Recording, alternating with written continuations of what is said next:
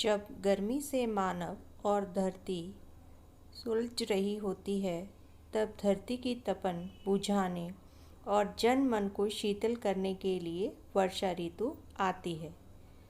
यह ऋतु जुलाई से शुरू होती है, अर्थात सावन भादवे के महीने में होती है। आकाश में काले काले बादल छा जाते हैं, गरजते हैं और देखने में हमें बहुत सुंदर दिखाई देते हैं। जब ये वर्षा हो जाती है, उसके कुछ ही दिनों बाद चारों तरफ हरियाली छा जाती है और मिट्टी को नया पोषण मिलता है और पौधों और पेड़ों को नया जीवन मिलता है। आज हम बरखा रानी कविता करेंगे। इसके कवि हैं डॉक्टर जगदीश शर्मा राही जी। ये कहते हैं कि बरखा रानी, आप इतना सारा पानी कहाँ से लाती हैं? कभी तो आप फुहारे, तो कभी रिमझिम यानी अर्थात बूंदों के रूप में बरसती हो, कभी आप इतनी तूफानी हो जाती हो कि चारों तरफ भयंकर रूप दिखाई देता, अर्थात आप भयंकर रूप लेकर बरसती हो। वो कहती है, मैं बादल पापा की बेटी हूँ, अर्थात बादल मेरे पापा हैं और रत्नाकर अर्थात सागर। रत्नाकर सागर वो कौन है? मेरे नाना हैं।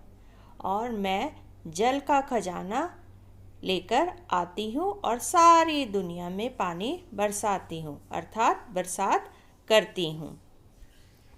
जब धरती पर मोर, पपीहा, जातक, दादुर, मैना और झिंगुर आदि सब गर्मी के कारण परेशान हो जाते हैं, यानी कि इन सबको पानी की आवश्यकता होती है, तब मैं पानी बरसाती हूँ।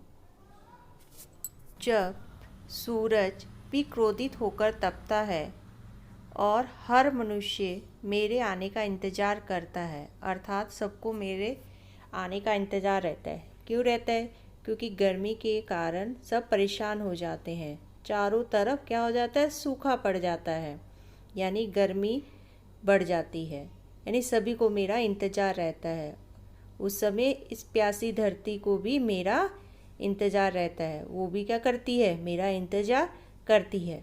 तब मैं एकदम तैयार हो जाती हूँ और भादवे के महीने में जब और पसीना आता है, यानी कि पसीने से सबका बुरा हाल हो जाता है, उस समय तो हम क्या करती हूँ? उस समय मैं वर्षा लेकर आती हूँ और उसी समय यानी पसीने की और गर्मी की वजह से आप सबको क्या आती है?